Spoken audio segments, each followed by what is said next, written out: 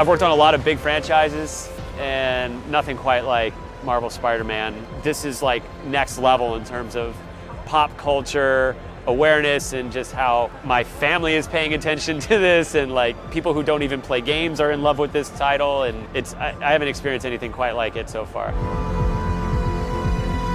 You know, I think it was a conscious decision for us to tell a completely original story. So it had to feel like we were doing something special and different. And this Spider-Man game is a totally different story. Peter Parker is 8 years removed from that famous spider bite, though he's still got a lot of the same problems in terms of he's fresh out of college, which is different. But, you know, love life is all over the place. Now he's struggling to pay his bills. But at the same time, from a Spider-Man perspective, he is at the top of his game. He's the master of his craft. Height of his powers, and it's that push-pull between the uncertainty of being a normal young adult and then the supreme mastery of being a superhero in New York City that he's got to constantly battle.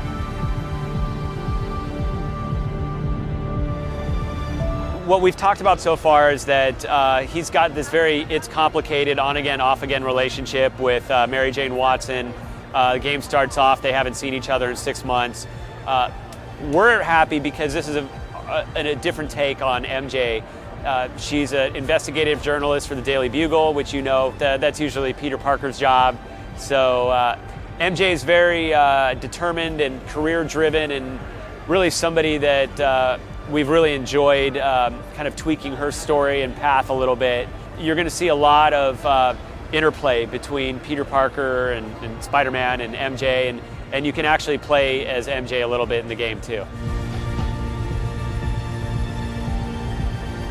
You've seen Mr. Negative, aka Martin Lee.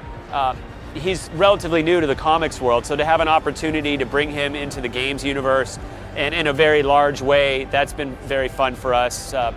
Learning from the writers at Marvel, they're keen to say that the best villains could be superheroes in their own mind, and that makes them very rich as characters, and Martin Lee is no different.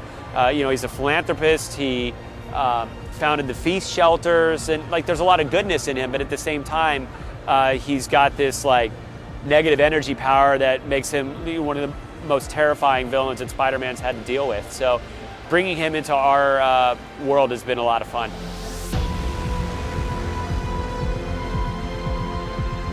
Well, you know, Wilson Fisk obviously is a big part of the game, and you do get to interact with Kingpin pretty early on. And in fact, you know, Spider-Man has a successful encounter with Kingpin pretty early in the game, and he thinks that, you know, okay, now maybe I can focus on some more balance in my life. And that's where things start to get really interesting for him in the game. There is a sense of, like, he is excited at a certain point about, well, maybe I can find, you know, a different kind of balance in my life. Maybe I can focus on relationships more. Maybe I can change the world by being a scientist. And, you know, he thinks he's got, you know, New York City in the best shape it's ever been in. So he thinks, all right, maybe now is the right time to do that.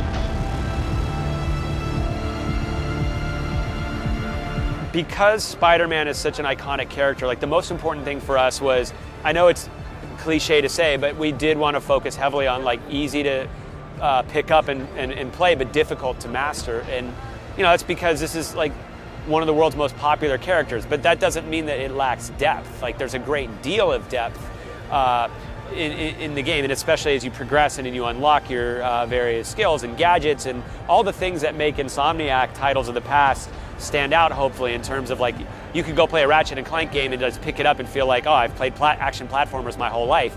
But then like figuring out what you're going to do with the weapon wheel and how you're going to make these guys work together, like it has like a certain special sauce to it. So like with Spider-Man, there's all kinds of different things you can do. Like I personally love playing Spider-Man and like keeping enemies up in the air and like yanking them in the air and doing a multi-hit combo, and then while staying in the air, like being able to like grab an object, like throw that object down on a bunch of people, then swing down, zip into them, you know, use like my impact shooters and like whip them to a wall, and then use the environment to my advantage at the same time on top of that, where I can set like my trip mines, and I love like that Three Stooges moment where I can have like enemies like trip mine into each other, and I just feel like I can be an absolute masterful acrobatic improviser, and that's when you know like you're bringing this Spider-Man to life in the best possible way. And it takes you know, a certain amount of experience and panache of being a gamer to be able to do that. But if you just want to get in there and like hit a bunch of buttons, you're still going to feel like a superhero.